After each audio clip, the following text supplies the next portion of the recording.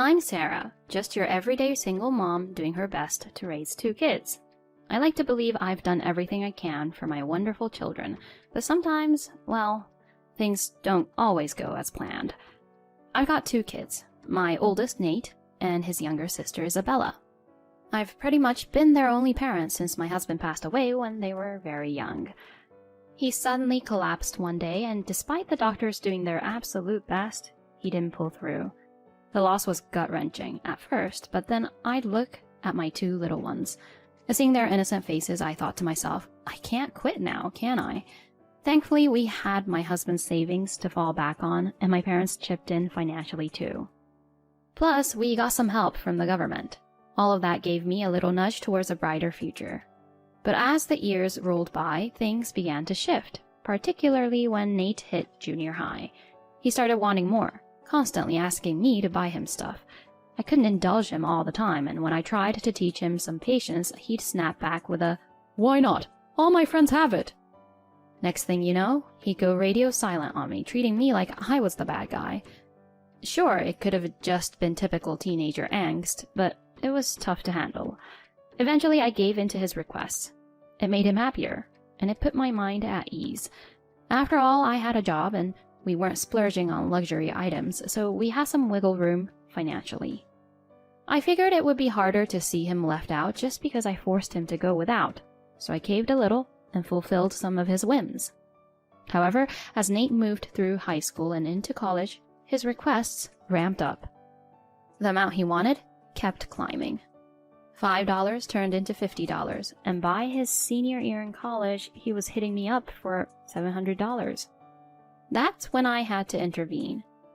Why on earth do you need so much money? This is way beyond what you used to ask for. Then Nate got all defensive and blurted out, "What? Isn't it obvious? My girlfriend wants a designer bag and I'm going to buy it for her." I was taken aback. I had no clue he even had a girlfriend, let alone why a college student would need a designer bag. But when I shared my thoughts with him, he fired back. "Quit nagging. It's the norm. Get with the times." I was on the verge of tears. Did I screw up raising him? Just then, my daughter Isabella, who'd been watching this whole debacle, stepped in. "If you're so keen on buying your girlfriend a gift, why not get a part-time job and earn your own cash? Any girl who expects her boyfriend to fork out for designer bags can't be all that great." Indeed, unlike Nate, Isabella has always been an overachiever. She's been working part-time since high school and earning her own money, and she's still at it. She even tells me things like, "I don't need an allowance because I have my part-time gig." She's such a gem. She got into a top high school and is now at a promising university. But Nate? His grades have been nothing short of dismal, and I've heard he's been stirring up trouble at school.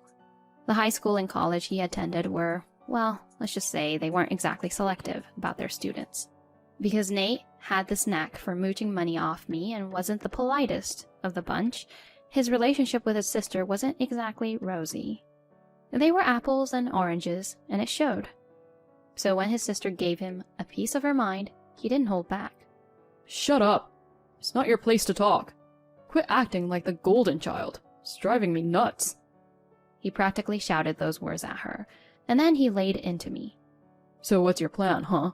Are you okay if your darling son can't spoil his girlfriend?"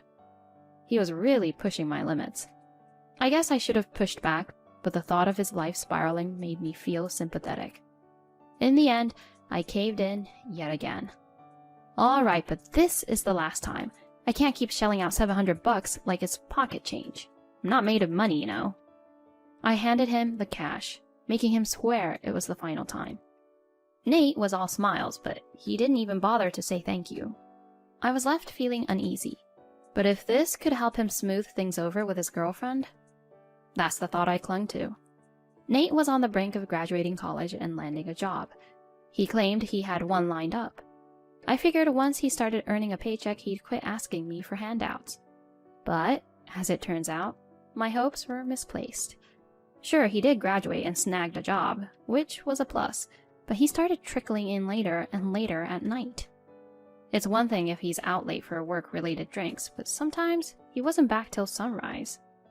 "What in the world keeps you out so late?" I inquired, concerned. Huh?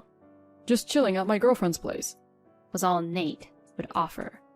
He's an adult, so I really shouldn't poke my nose in.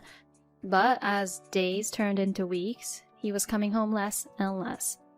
When I asked why, he said, My girlfriend wants me to crash at her place. She lives alone. Quit prying. Maybe I was fretting too much. I just wished I could meet this mysterious girlfriend at least once. As I mulled that over, a few months flew by. Nate called, which was unusual in itself. We've decided to get married. We'll be dropping by together. He sounded different, in a good sort of way. Upon hearing that, I felt a sense of pride. Nate was maturing. He was ready to start a family. I felt a wave of joy and agreed to meet them. A few hours later, Nate and his girlfriend popped over. But on setting eyes on her, I was taken aback. She seemed to be trying a tad too hard to look young with thick makeup. "Hi, pleasure to meet you. I'm Naomi." She greeted me so casually. Was she really here to introduce herself as the future wife of my son? I couldn't help but question her demeanor. I wouldn't exactly say I was overjoyed. My daughter Isabella, who was also home, seemed at a loss for words. Then without much preamble, Nate turned to me and said, So we're planning a honeymoon and need some cash. He said it with such a matter-of-fact face. But I was flabbergasted and took a moment to process his words. The first thing that popped into my mind was, "Did you guys file the marriage license with the city office?" Nate just shrugged. Marriage license? We can handle that later. We're getting hitched anyway. He didn't seem to think it was a big deal. I suppose if they were both on board, it wasn't an issue. My next question was, "Where's your family from, Naomi? If we're talking marriage, I should meet them." And she replied, "I lost my parents early on, so I don't really have a family home." She said it with such enthusiasm.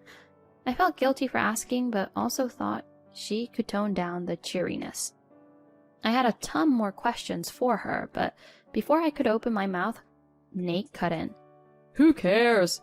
Just fork over the money already. He was rushing me. But it's not as easy as just lending money, I explained, laying out how much I'd already poured into Nate over the years. You both have jobs now. Why not live within your means? Honestly, it was a bit bold of them to drop the marriage news and then immediately hit me up for honeymoon cash. It was a breach of good manners, to say the least. They should bear a bit more responsibility now that they're adults. But Naomi was quick to rebut my words. "Hey lady, don't be like that. We know you have some money stashed away.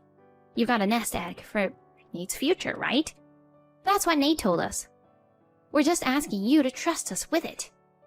I was taken aback that Naomi, who was essentially a stranger until a minute ago, was so clued up about our family finances. But it was true. I had mentioned saving for Nate's future before. I was amazed he'd spill those beans to her. Now I couldn't just let this slide. "What? I'm under no obligation to hand over my money to you." I got a bit emotional, but she kept going. "But lady, you kinda do have an obligation. Nate stays over at my place since I live alone. My place isn't free. What about rent? Are you planning to just abandon your son as his mom?" She said all this with a touch of arrogance. Fed up and feeling like I was hitting a brick wall, I just wanted this to end. That's when Nate piped up. Just give me the card for that account you've saved for me, that's all. His casual remark just added fuel to my fire. I wanted to kick them out right then and there, but I realized that wouldn't resolve anything. So in a moment of exasperation, I handed over the card, with one warning. "But remember, only up to $2,200, okay? It includes Isabella's share too." But Naomi just said, "Okay, got it.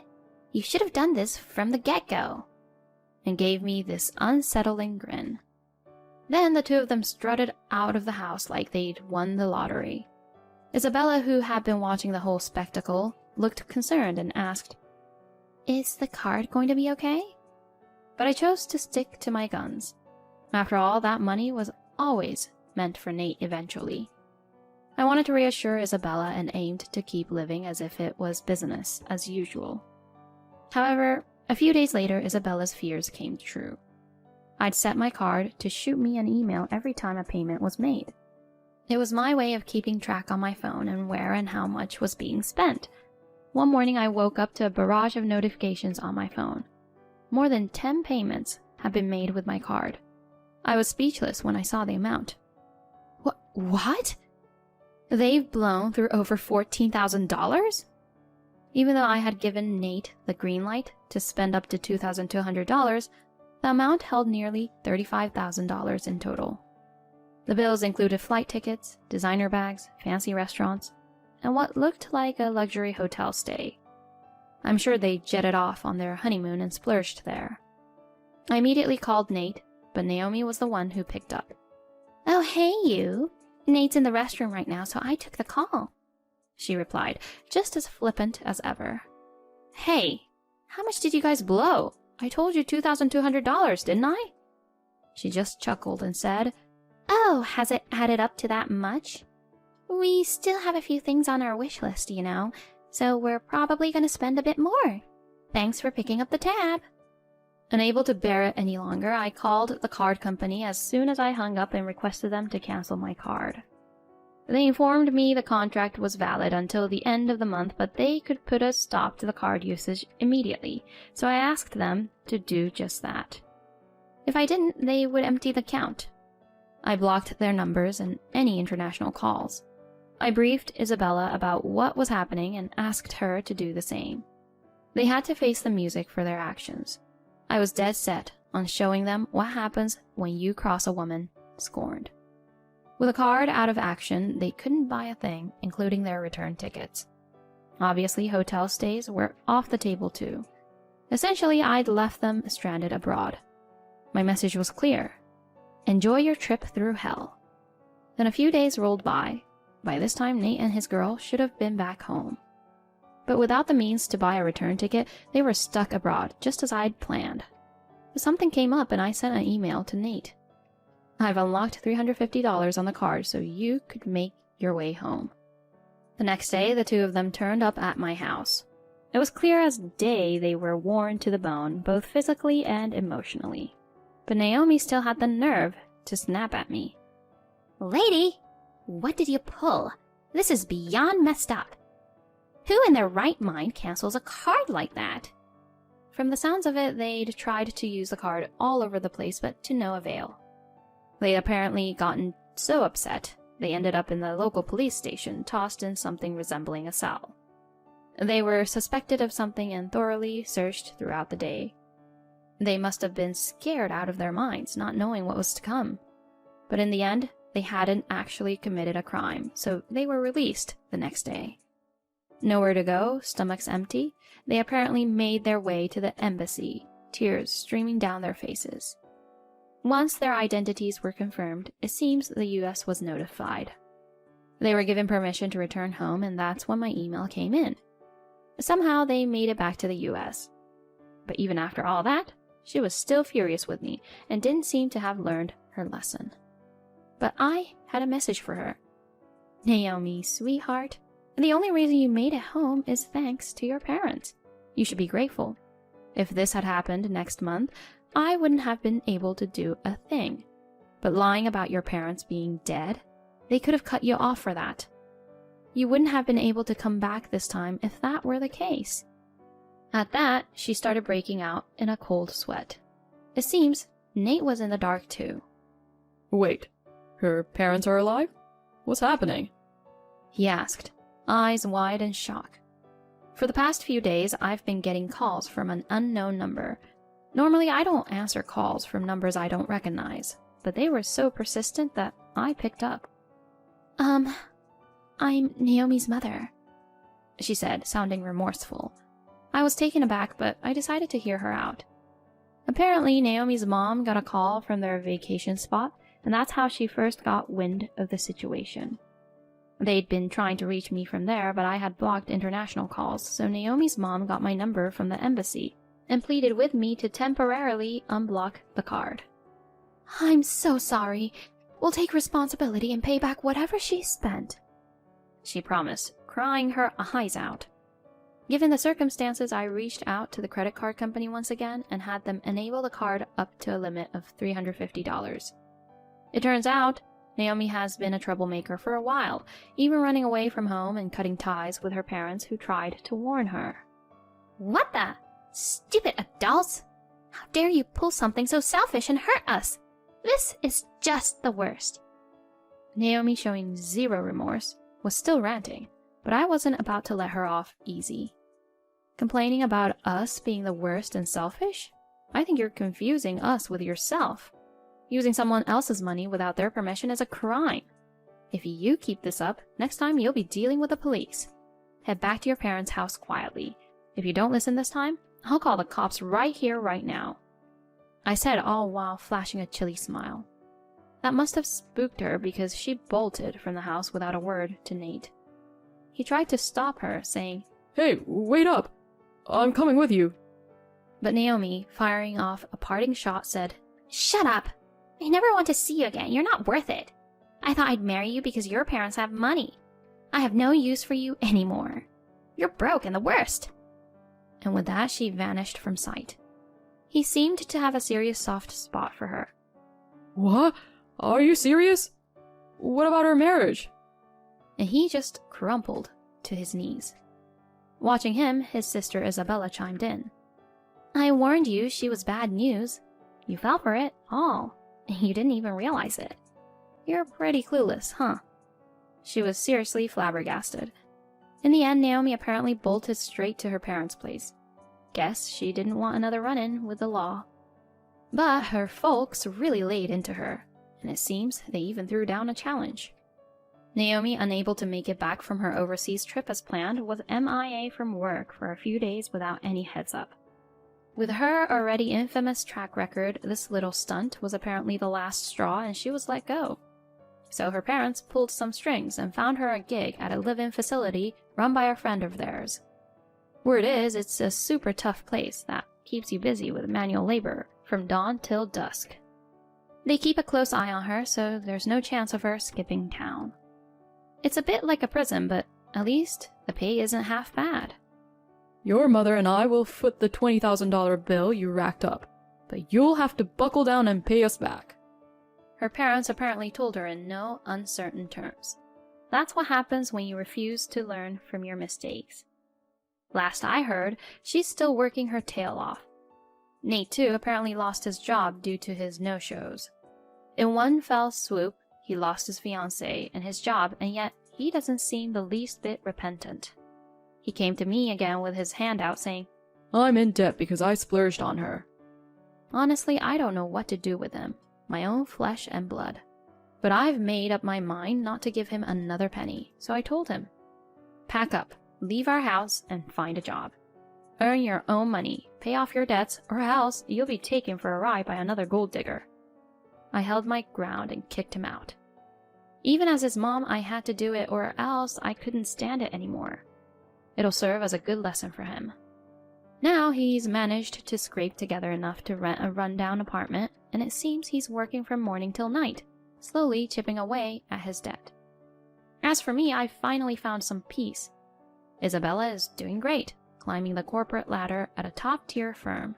She treated me to a fancy dinner with her first paycheck and introduced me to her incredible boyfriend. It was a reminder of what a wonderful daughter she is. Now that she has moved out, I have the house to myself. But I've found new hobbies and I'm enjoying my occasional downtime. Life is good.